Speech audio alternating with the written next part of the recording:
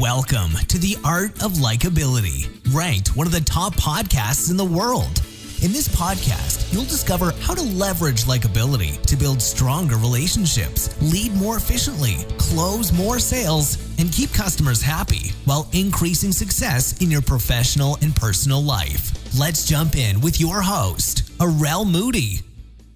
What's going on, everybody? Arel Moody here, host of The Art of Likeability, where we teach you the skills you need to become more likable in all areas of your life. I'm talking professional, I'm talking personal, I'm talking romantic, I'm talking with your postal worker, with the person who bags your groceries, with the person who serves your food, with your boss, with your clients. This stuff works all over the place, and you are getting the good stuff. And let me tell you something, if you don't want more success, if you don't want more happiness, you better shut this show off, because we got a special thing going on for you today, my folks. We have a very special guest. We are going to be doing a long form interview with a really awesome person named Geoff Woods, who is the host of the Mentee podcast. And in his journey from employee to entrepreneur, he has found some amazing strategies that has allowed him to build a very successful life for himself. And he's going to give you some really great strategies and how his passion for showing others how they can accelerate their success by surrounding themselves with the right people and the right ideas. If you want to learn how to get in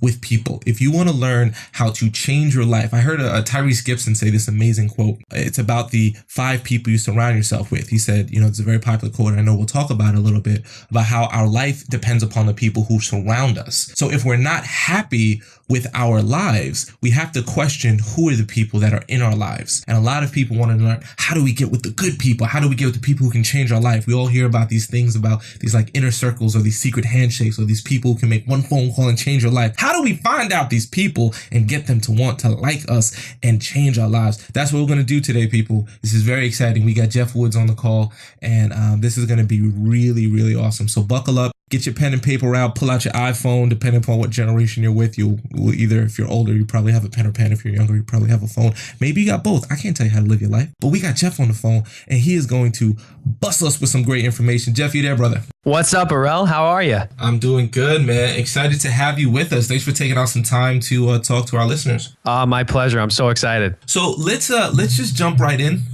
For a lot of people who may not know about you and don't know about the Mentee podcast and your journey, why don't you give us a quick, 10,000 foot view of all things Mr. Woods? Sure. So I am in that fun journey going from employee to entrepreneur. My day job is medical device sales, and it's a job I'm blessed to say I love. I really enjoy it, and I see myself doing it for a long time. But something happened at the end of 2013 where here I am, wife, baby, house, good job, thinking life is awesome. And one of my colleagues, he was 35 at the time, has a stroke.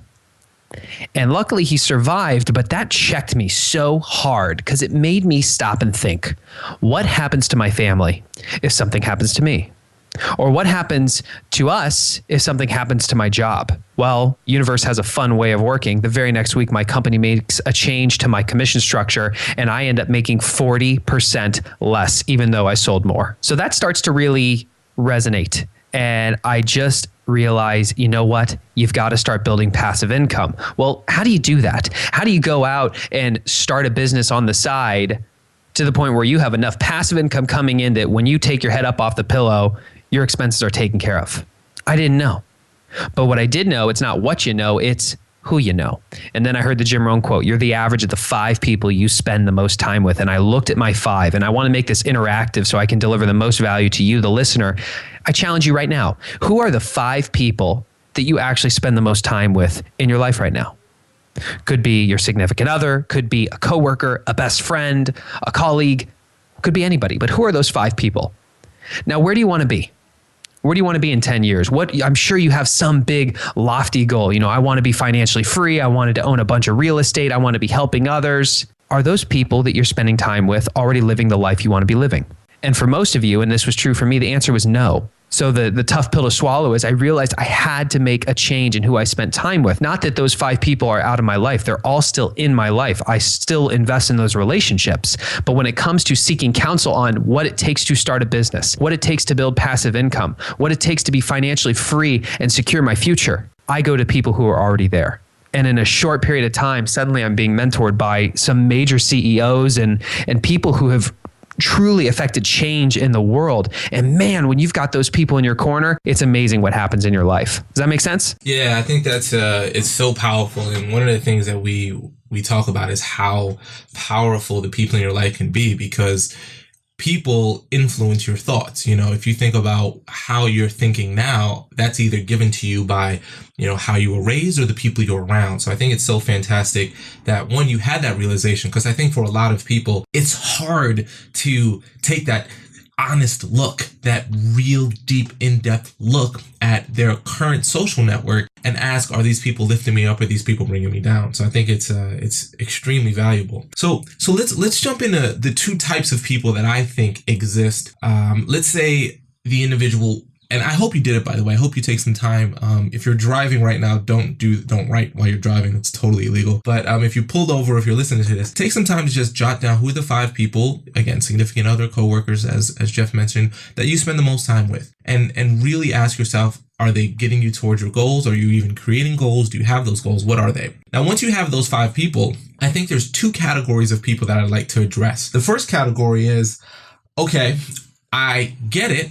I know that I want to be around, you know, heavy hitters or amazing CEOs. And I know, Geoff, you've been mentored by people who are incredible, people who started foundations, people who movies were based off of, people who built multi-billion-dollar companies. But, you know, sometimes an individual falls into 2 categories, I think. The first one is, I know I want to change my life, but I don't know anyone. And I don't know how to start, and I'm from point blank. The second category is, I know exactly who I want to get my mentorship from. I just have no idea how to get them to actually mentor me. So I'd like to, jump in between those 2 categories, but let's start with the first one.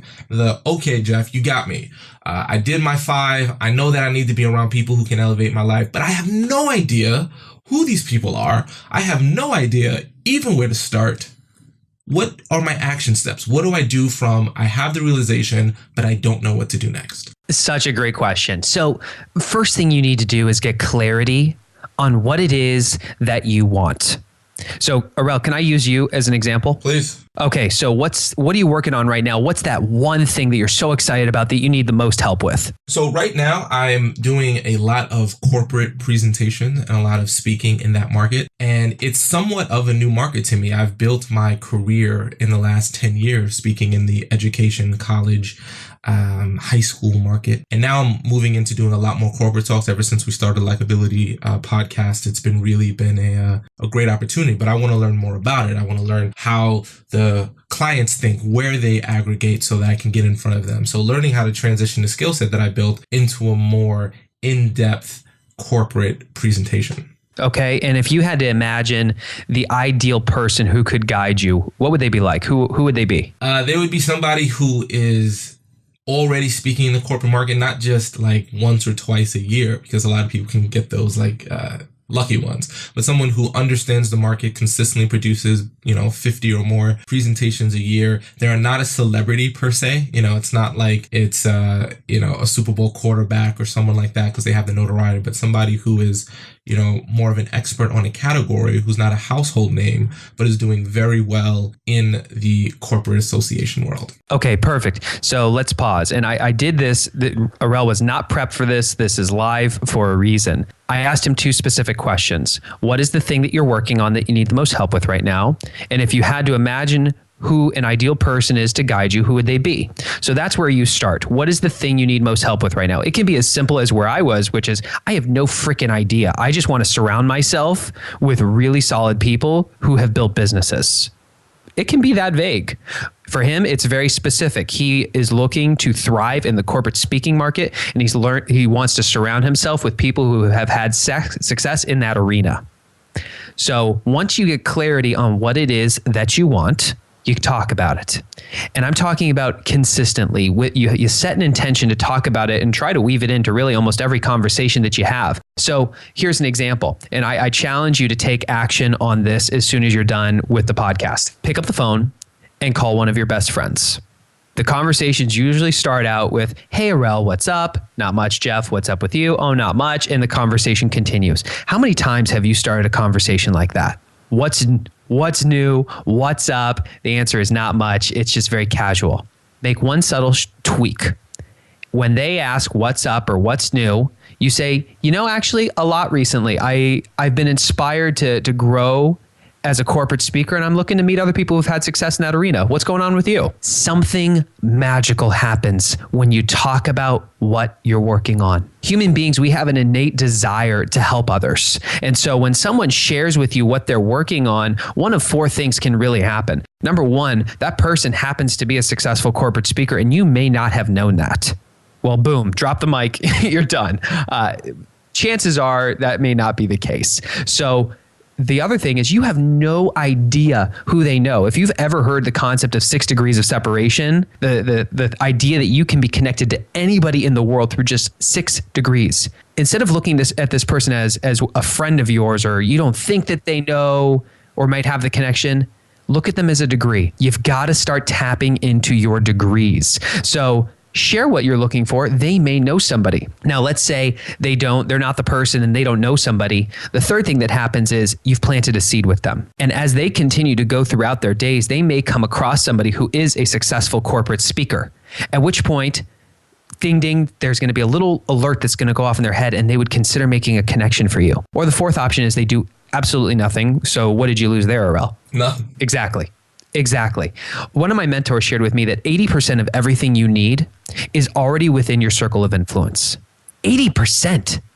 So just realize you've already got a network established. Start tapping into it by sharing what you're looking for, and you will be amazed at how fast things get delivered to you. Wow, that's really good. I want to recap this because you dropped a lot of gems just now, and I want to make sure our listeners aren't just going, "Oh, that was really cool. Geoff knows what he's talking about," and then move on. I want you to catch this, right? Like, I want you to realize step one, okay? Your starting point is asking yourself 2 main questions. What are you working on? What is it that you want to achieve? And then 2, who is the ideal person to help guide you? So sit down, get out your journal, get out your, recording device of some sort, and actually ask yourself, okay, I want to change my life. What would it be perfectly? And who is the type of person? You don't have to worry about a name for now, but just get the general sense.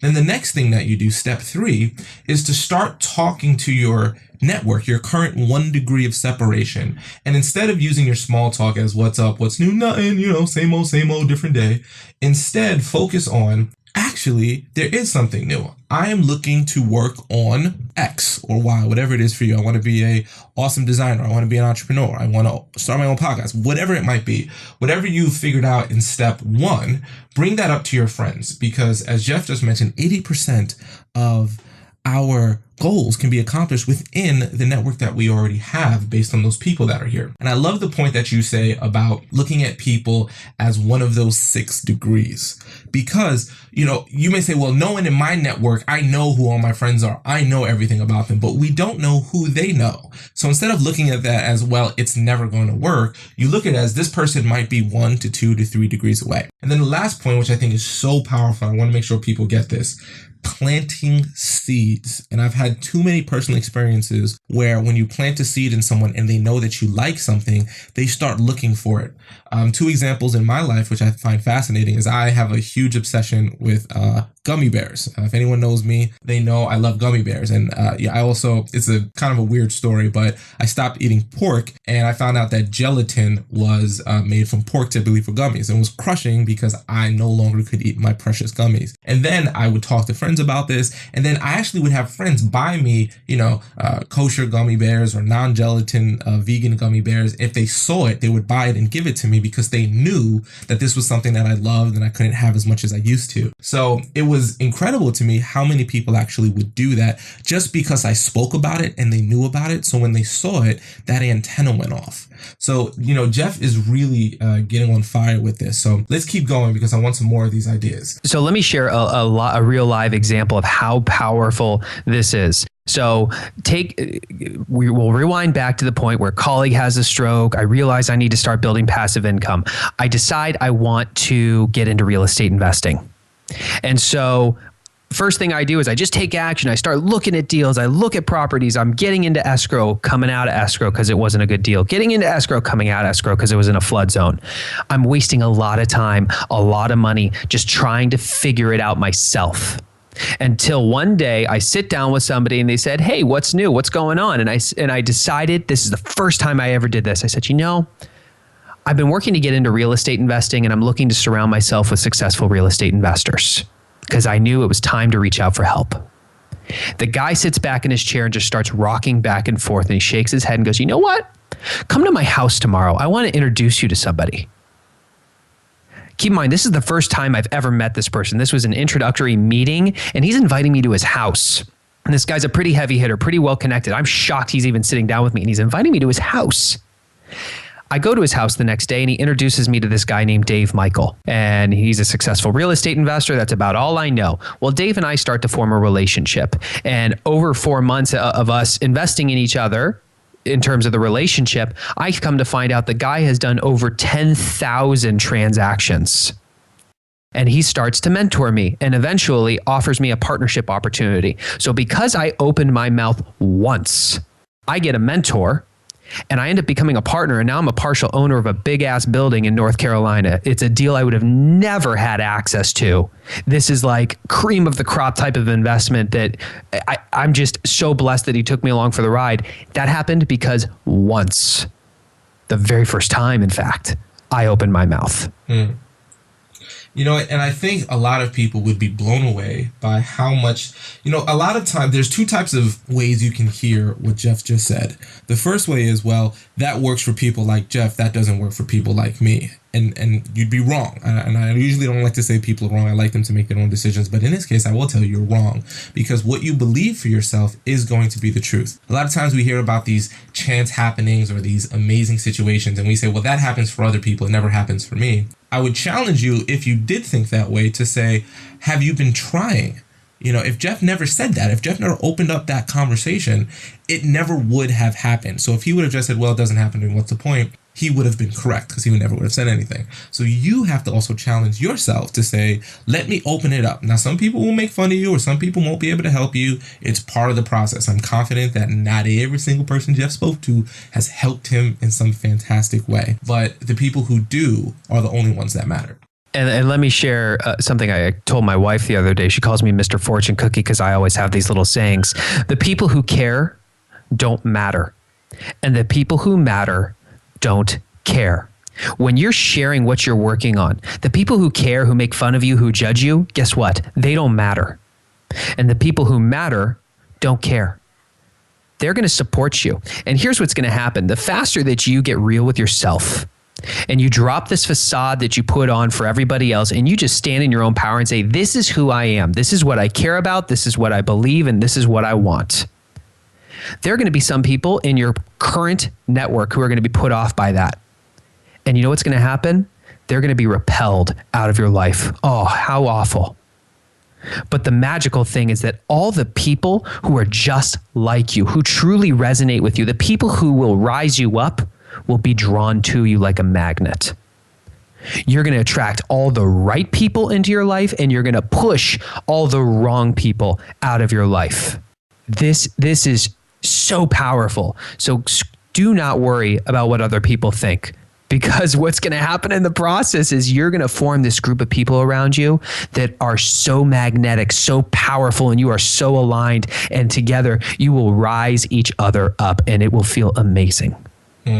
I cannot agree with that anymore. And I can't add any more to that, because it's so true. And the more you practice it, the more you'll realize how much truth is behind that. So let's say this now. Let's say an individual has said, all right, Geoff, that works really well for the person who's got 5 friends, or I'm around 5 people. But what if someone is more of a, for whatever reason, their work keeps them, in solitude behind a computer. They're not in a significant relationship with anyone. And they're like, I don't want this anymore. I want to make change. I don't know how to start, because I don't even have, 1 or 2 people I'm that close to. What would you recommend to the person who feels, whether right or wrong, it's just how they feel, so let's go from that point, that they don't have that already close inner circle, or those 5 people, they don't even have 5 people to say that they're around. How do they start building relationships, or where can they start going on their journey to creating something magical? Well, the first thing is I would really challenge you to ask yourself, is that a limiting belief? Do you really not have anybody? And let's prove it right now. If that's you, I want you to look at your phone. I want you to open up your contacts app, and I want you to look and see if you have phone numbers in your phone. Are there people in there? Pick up the phone. Call them. This doesn't have to be your best friend. This can be an acquaintance that you're just touching base with. And let's say, by some miracle, you don't have anybody in your phone. Do you have a Facebook account? Do you have any social media? Are you a part of any groups on Facebook? Or even just throw it out on Facebook. Hey, I'm recently looking to get into real estate and I'm looking to surround myself with successful real estate investors. Do you know anybody? Would love to hear their experience. I leverage social media all the time to share what I'm looking for. And some of the most successful people I know do the exact same thing. Because again, people have an innate desire to help. And if I am on the other end of that and I see that somebody is throwing out that, hey, they're looking to get into real estate and they're looking to pick people's brains, I'm going to reach out to them and just say, hey, man, would love to talk to you just because I want to help them in my bones. Does that make sense? It does. And, one of the ideas that I love that was taught to me that really changed my mind about how we interact with other people, whoever they are, is someone has to be the first person to extend the olive branch. A lot of times we say, well, I don't have anyone in my life. And then the simple answer is, well, how many people have you reached out to? And it was like, well, why do I have to reach out to people? Shouldn't people reach out to me? Well, someone has to extend that olive branch first. So again, if you check your Facebook, check LinkedIn, check your phone book, check, are you part of any, social clubs? Are you part of a chamber of commerce, but you haven't been to meetings in a long time? Start there. Hey, knock on your neighbor's door and just say, hey, neighbor, I don't know you and we've lived together here for X amount of time. And I just wanted to say hi. Don't want anything, not asking for anything, just saying hello. At some point, you have to be the person to extend the olive branch.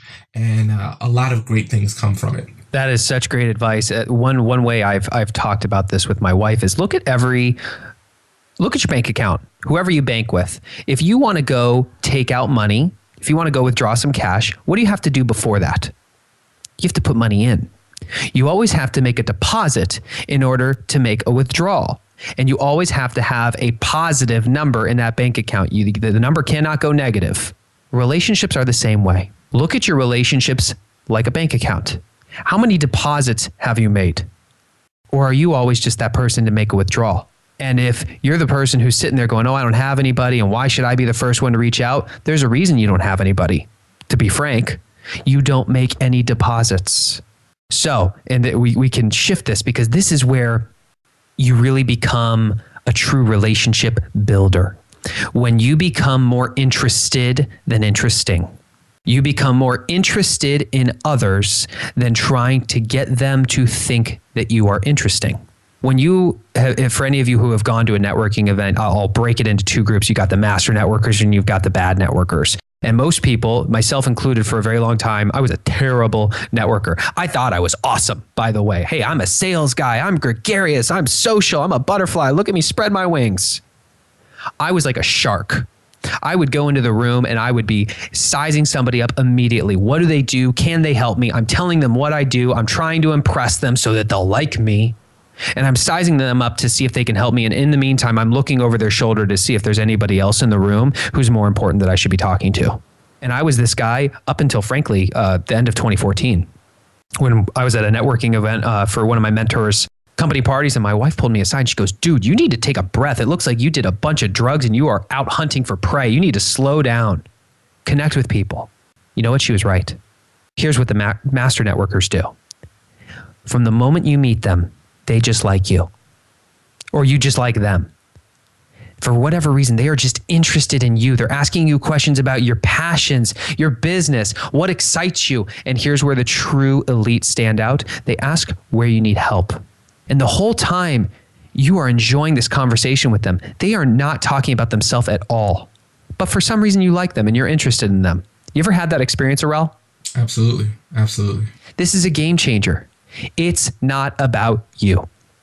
Make deposits. Be interested in others, and they will think that you are interesting. There's a great idea that I love. A friend of mine taught me about the idea of social capital, that the same way we have real money, we also have social capital, social money.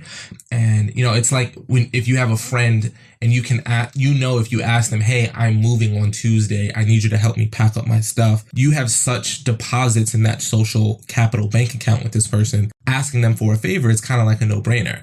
But then there's other people who are like, oh, I can never ask this person. There's no way that they would say yes, because we haven't deposited enough into their social bank account. So the more we make these deposits in people by being interested, the more we actually have people who are going to want to help us, who want to go out of their way. And it's really, really positive. And, it reminds me, I know that you have this really cool course. It's a guide. It's a free action guide called 7 Steps to a 7-Figure Network. That's on your podcast website. We have a special link that created called menteepodcast.com/likability. So it's a free action guide for how people can learn more steps. And, we got a lot more questions we want to ask, and I'm really interested in this, but I want to make sure that people know about this because it's a really great resource. Tell me a little bit more about the 7 Steps to 7-Figure Network free action guide that you have. Sure, and I appreciate you mentioning that. As I look back over the last year and a half at the relationships that I have built, and it's with some really heavy hitters, and I don't say it to brag, I say it to expand your mind on what is possible when you put some focus behind this. I realized that there were really 7 specific steps that I took, and I'm the type of person where I truly want to add value to others. I enjoy helping others. It fills me. So I said, why do I have to hog this? And I put this into a PDF guide and I started sharing it with people. And no joke, I got a video message this morning from a guy who went out and found a mentor in less than 2 weeks by leveraging it. So it's step-by-step actions that you can take to go out there and expand your personal network and reach out to the people who, frankly, you think are unattainable and form relationships with them. So I just do this and I share it just to help you so that you can make a shift in your life. Awesome. Well, I appreciate you putting that together. I appreciate you sharing it. So again, that's mentee, MENTEE podcast.com/likability. So thank you for that. Now, let's go on. Let's get into some more specific action steps here. So let's say the person transitions from I don't know anyone to I do know who, or I have met someone and they're a rock star. They're a CEO, or they're a real estate extraordinaire, or they're a salesperson amazing. Like they've got all the money in the world. They've got all the networks in the world. And here I am, and I know who they are now. And I want to get in with them and I want to learn from them because I feel like they have amazing stuff. But I'm like, well, what can I give this person?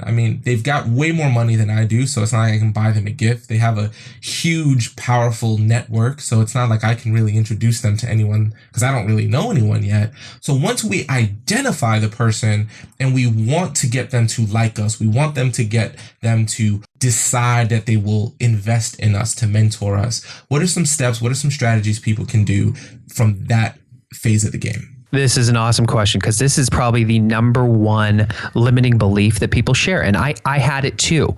And I'll tell a story. Arel and I share a mutual friend. His name's Geoff Hoffman, and he was on the founding team of Priceline.com. And I saw Geoff speak on stage. I'm sitting in the back of the room and I am blown away by this guy. His message just resonates with me so deeply. And I'm like, oh, if I could only talk to him. And I'm thinking, why would he talk to me? Why would he? Well, I got up the courage to go up to him and just say, Geoff, your message really moved me. And I have this podcast. I need to share your message with my audience. This is exactly what they need. Can we spend some time together? And he said yes, which blew me away. He said yes. Well, through the process, we were able to develop a relationship. And at one point I said to him, Geoff, you have been so successful. You've done so much. Why are you talking to me? Me of all people. Why are you investing in me? And here's what he said. And this is shared by really every uber successful person I've met. At some point in time in their life, in their career, there was somebody who was light years ahead of them, who saw something in them, who reached back, grabbed their hand, and helped pull them forward. They mentored them. And the one thing they asked for was not money. It wasn't gifts. It wasn't back rubs. They asked that one day they pay it forward and that they mentor somebody else. And Geoff point blank said, it is his obligation as an entrepreneur to help the next generation of entrepreneurs succeed. It's his obligation. We all at some point in our life are going to want to leave a legacy. We're going to want to leave a trail for those who are coming after us so that hopefully their road can be a little bit easier, that they can get down it a little bit faster. When you realize that anybody who you think is out of your reach wants to leave a legacy, they want to help somebody, you shift the question. It's no longer a matter of why would they help me? It's a matter of why wouldn't they? Absolutely. And I think it's a great mental shift, because I've ran into a lot of people who I thought were outside of my network. And sometimes it takes, consistent consistent outreach to finally get them to pay attention to you. A friend of mine pointed out to me about busy people. A lot of times when they ignore you, it's not ignoring you because they don't like you or they don't want to talk to you. It's literally they've got 1,000 things on their to-do list. And the day you reached out to them, maybe it's via email or event, their mind was somewhere else. And that wasn't the right time. So a no isn't always a no. It's just a not yet. And you told me something about your Geoff Hoffman story, and I want to shed some light on it because I think people don't get the intensity sometimes that it takes if you really want to connect with someone. Now, I remember you said, hey, you saw Geoff and he finished speaking and he was leaving. It's not like Geoff was just sitting around and, eating a croissant and drinking some Earl Grey tea and you just happened upon his table and said, may I sit down to you and talk to you? You actually had to go after it. Tell me a little bit about how you had to go after it and that mentality you took when you did it. Okay, I'm so glad you mentioned that. So I am sitting in the very back of the room. I could not be further away from him. And he is on stage and he doesn't come off the stage and walk down the hallway and high five everybody as he's coming down. No, he went out the back door off the stage. Like it was perceived as though he needed to get out of there. I got up out of my chair, busted out the door, and actually ran down the hallway to find him and went, Geoff, and had my hand up in the air to stop him. I actually had to run after him. And he looks at me, he turns and he stops and he looks at, who's this chump kid? And I just said, hey, I'm Geoff Woods. I'm the host of a top business podcast called The Mentee. Your story moved me. And I have to ask if we can do an interview because my people have to hear your story. I know it's going to help them. Would you be willing to do a quick interview? And he said, yes. Now, let me tell you, I've approached a lot of Geoff Hoffmans. They don't all say yes. But you know what? A lot of them do. And if you're thinking, oh, Geoff, I don't have a podcast. I didn't always have a podcast. The reason I started the podcast is because all of a sudden I was running with all these really heavy hitters. And I just said, what if I just pressed record on the conversations I was already having? The mentor conversations I'm already having that are accelerating my life. You don't have to have a podcast to reach out to these people. You just have to be vulnerable and be willing to ask for help. Somebody's going to say yes. And one of there's two things that you said actually that really struck me just now when you were sharing it and we talked about this earlier when you shared that story.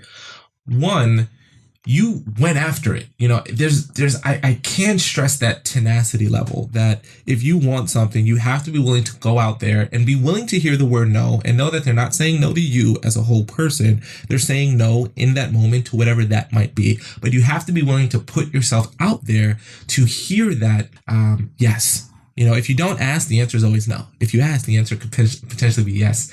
And what you also did, and it was very powerful, you didn't say, Geoff Hoffman, you amazing entrepreneur who started Priceline.com and you've done all these thousands of others. He just recently won a Grammy, people. This dude won a Grammy. He produces movies. Geoff is just a rock star. I love Geoff Hoffman, right? And he doesn't say, Geoff, you need to be on my podcast. That's not the first thing he says. He says, your story moved me.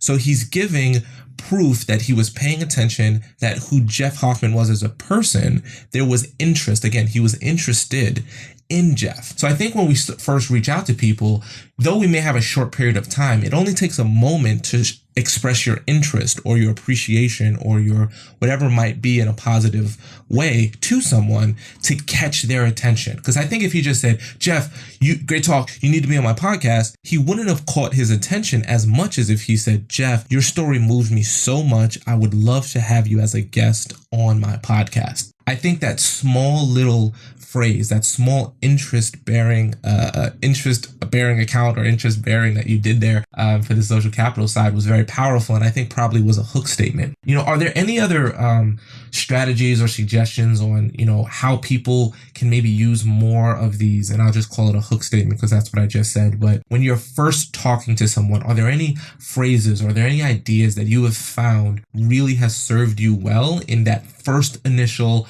I'm about to open my mouth, I'm about to talk to this person, and I'm scared and my hand's shaking and I'm sweating and I don't want to look like a fool? Are there any things that people can say when they first interact with someone to help ease their nerves or make them feel like they're opening the most powerful way possible? Sure. So you've got two options. One, you just heard the person, like they're resonating with you. You don't really know much about them, though. You haven't done research and you don't have like a plan, and you're just approaching because you need to. You feel compelled to. In those moments, get vulnerable. I have point blank said, "Hey, Dave, God, I'm so nervous to talk to you right now. I'm at this point in my life where I'm lost. And after just hearing you speak, I realized you've gone through and you're on the other side of what I'm starting to go through now. And I don't know what I can do to add value to you. I will find a way. Would you be willing to spend 10 minutes with me so I can seek some guidance?" You get vulnerable. I told him I was nervous. I told him I needed help and that I was lost. But you know what? I'm going down the path that you've already gone down. And I know that your time is valuable. And I will find a way to add value to you. I don't know how yet, but can you help me? That level of authenticity and vulnerability, I haven't gotten rejected once. And I've used it pretty consistently, but the key is it's always sincere. Because if it's not sincere, I'm telling you, they're going to see right through it and you are done. Kiss that relationship, any chance of a relationship goodbye. Be honest. Now, let's say you actually do know the person. You've done some research on them, like Geoff, and you know that he has a passion for going to Africa and helping people build schools and the education down there. And if you knew that ahead of time, you could approach and say, "Hey, Geoff, I know that you're really passionate about affecting change down in Africa with the education system. And I have some connections to some people who may be able to help you. I'd love to find a time to learn more about what you're doing so I can potentially make a connection for you." Be a connector. That is huge. If you constantly approach, notice how when we opened this interview up with Arel, I asked what he was working on. I asked what was the thing he needed help with.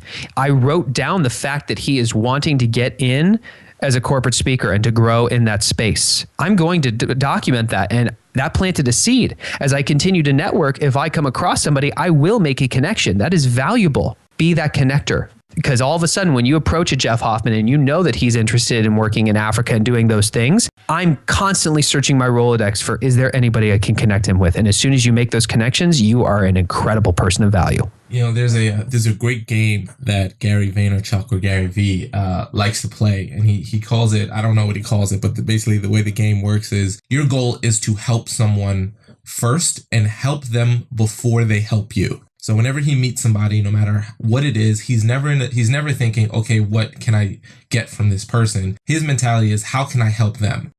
What can I do for them? And he says, he kind of takes it to an extreme, but I actually kind of like the mentality of it. He says you lose the game when you finally need help from someone else. So your mentality is to give.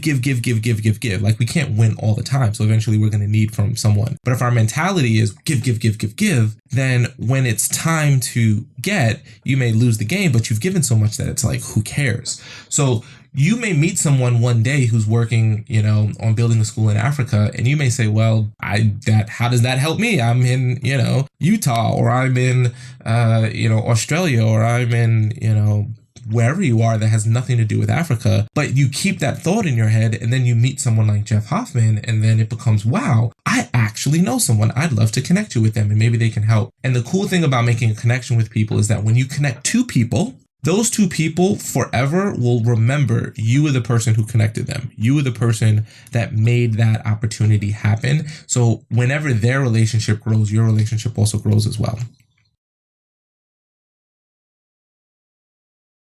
So now let's do this, okay? I sit down, okay, with this awesome mentor, right? Like I approached them, I did my research, or I was vulnerable to them. I got them to say, yes, I'll give you 10 minutes of my time, and you're appreciative. One of the things that I've noticed from people who reach out to me, and it kind of is stressful. No, stressful is not the right word, but it's disappointing. I have all these people reach out to me like, I want to achieve this, I want to do that, whatever it might be. You know, we're helping a lot of people right now. We're doing a launch of a new e-product on how to land your dream job and how to ace your next job interview. And that's going to be coming out soon. So make sure you go to artoflikability.com, sign up for our free Inner Circle newsletter. And that information will be launching in the next 2 weeks, which we're really excited about. So people will ask me about that or other various things, how to publish a book. I've published 2 books, and I'll give them the advice, and then I'll never ever hear from them again. So it's like I spent this time with them, and then I have no idea how that person's doing. I hear no updates from them. I don't know why that happens. You know, so if you, Geoff, were giving advice to someone who finally gets to sit down with this amazing person or this person that can help them, how does someone keep the relationship going past that initial phone call? Because they go, well, I asked them the questions and I don't know what to do now. What do I do? You know, what advice can you give to how someone can maintain a relationship once they initially started? You just keep asking all the right questions. When someone invests their time in you, which their time is their most valuable resource, remember that. They're investing their most valuable resource in you. It's an investment. They want to see a return on that investment. Now, the return comes in the form of you taking action. You honor them when you take action, and you reward them by reporting back your progress. So what you can do is Geoff Hoffman gives you some counsel, says, go do this. Two weeks later or a month later, whenever you take the action, it can be a simple email or text message back just saying, hey, Geoff, a month ago you told me that I needed to go do X, Y, and Z. I want you to know that I actually did it. Here were the results. Thank you so much. I really appreciate that you took the time. It has made a difference. Is there anything I can do for you? Those little progress reports, those little updates, that's what fills Geoff's soul. That's what jacks him up. That's what makes it so rewarding and all worth it. And it makes him want to do it again and again and again. And that's when the relationship really grows. And that's when a true mentor-mentee relationship is established. You know, I think people will never understand how good it feels for someone who spends time to give you advice, and all you give them is a simple, here's how I applied what you told me to do. This is the result I got. Thank you. It's incredible to me. A lot of people sit down and they literally waste someone's time, because if you listen to someone who's smart, who's done what you want to do, and they give you the keys to the kingdom, but you simply don't put it in the ignition and start the car up, it's your fault, and it's stressful and it's annoying to the person. But if you do put yourself in that small percentage of the population that takes action, that applies information, and then reports back, there's amazing benefit that comes from that. One, you achieve your goals, but 2, the person sees that you're worthwhile to invest in. So, let's say that person knows someone who for a fact that this person now invests in you, and they give you great advice, and you're applying the advice, and that person knows someone else that you want to meet as well. Can you give us any ideas or languaging that you use on how to ask someone to introduce you to someone? Well, you can be subtle or you can be direct. The subtle approach is, hey, Arel, I've been interested in getting featured as a speaker for TED Talks or TEDx. And do you have any counsel for me? And leave it open and see if he knows anybody who has done it, knowing that in the back of my mind that he does, and just see what he says. And if he's not making the connection, there's a reason. So don't be offended, but why isn't he? Do you need to prove yourself? Do you need to add more value to him? Do you need to make more deposits in that bank account before you can take that withdrawal?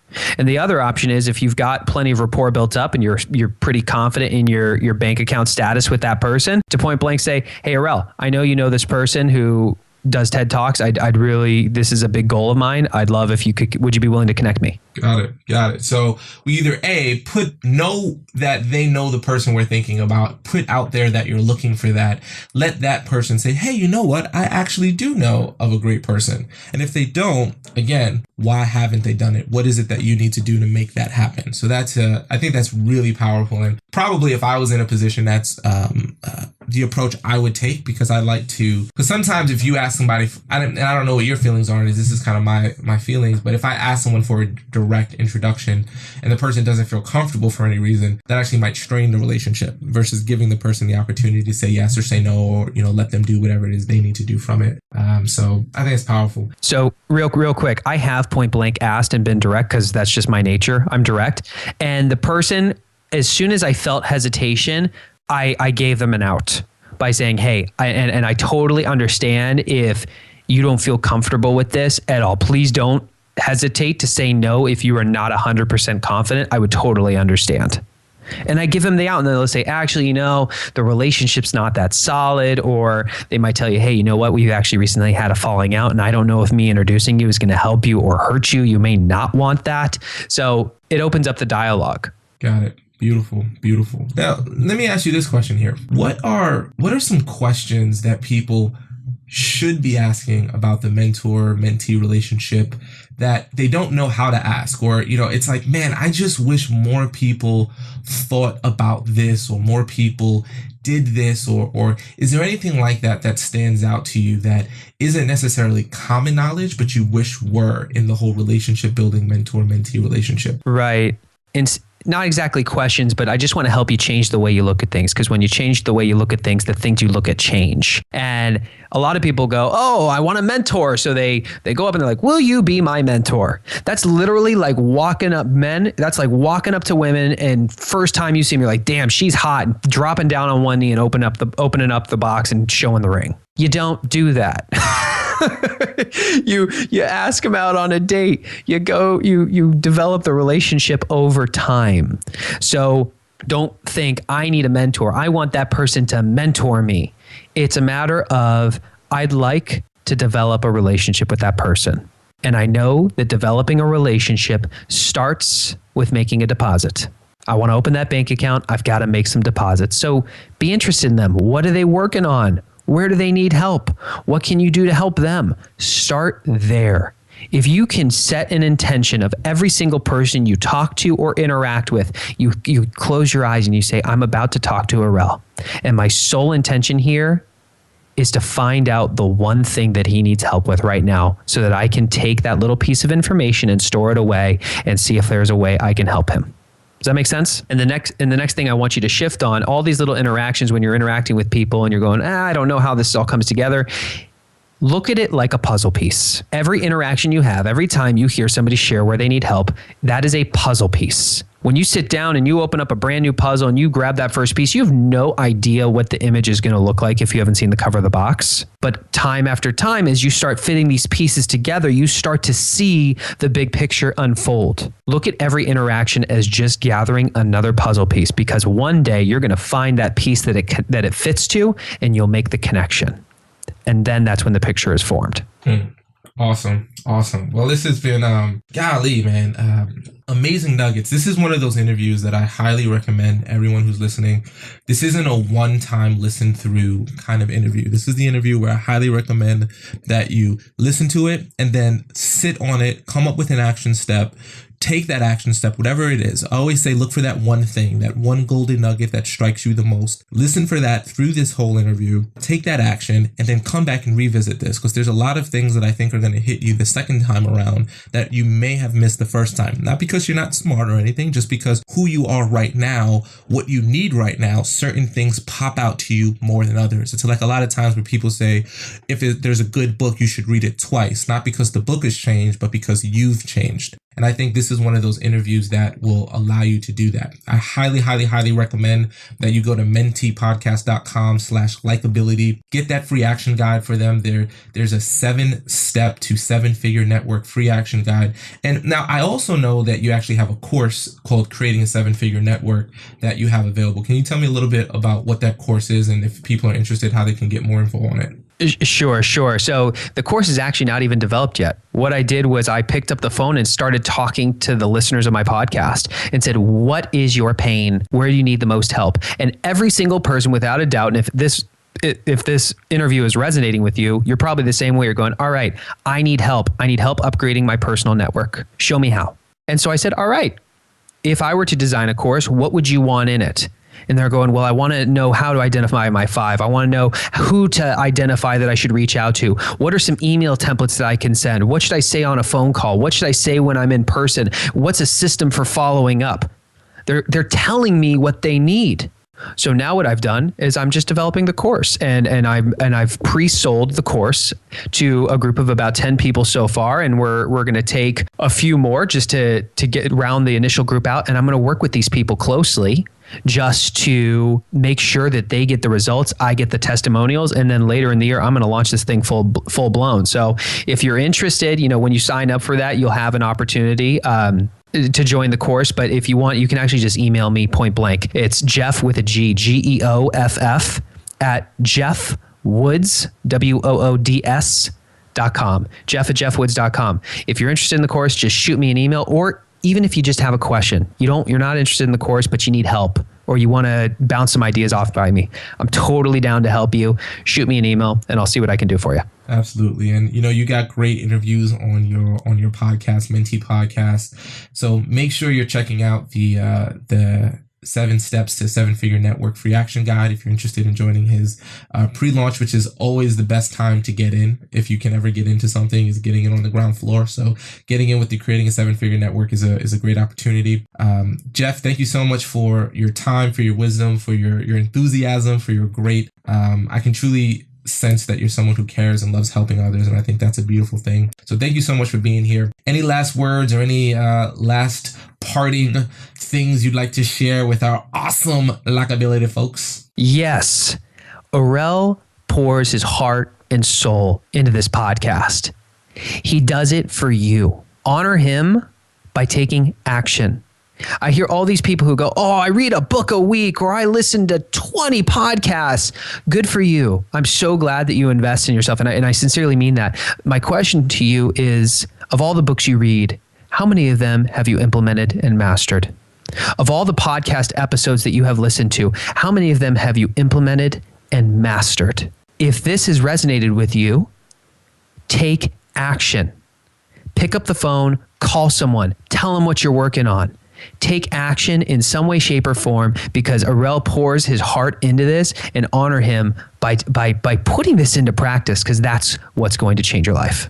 Well, thank you so much. I think that's an amazing thought, and I appreciate you sharing that. It's a great way to leave off this really valuable and really awesome interview that we got to do with Geoff Woods from the Mentee Podcast. So again, folks, if you want to build a good relationship, if you want to have more success and happiness, if you want to take your life up to the next level, this is the podcast for you, folks. This is what we're doing. This is why we put these together. If you don't want any of those things, you just wasted about an hour of your time. Why would you do such a thing?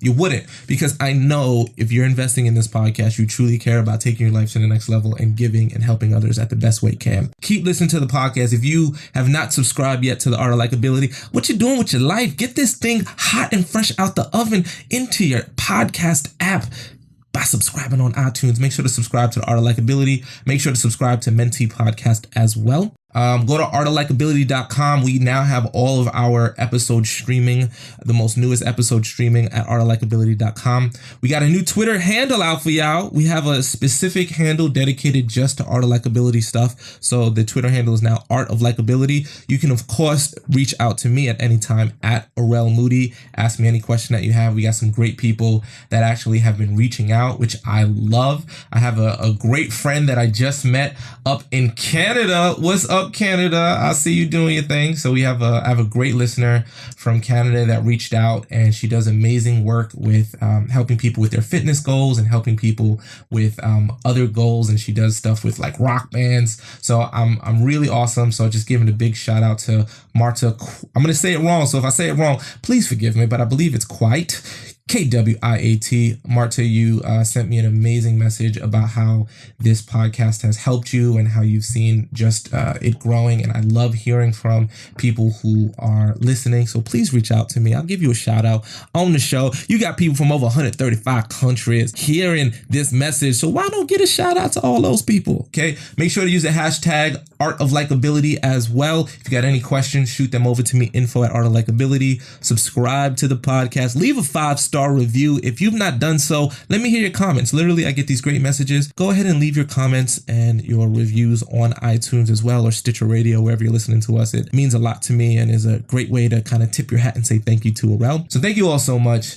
Sending a big old high five to my main man, Geoff Woods from jeffwoods.com. Sending a big old high five to all my listeners. You are awesome. Thanks for listening. Make sure to subscribe to our podcast, The Art of Likeability, and reach out with any questions you have. Until next time, remember, my friend, you are awesome.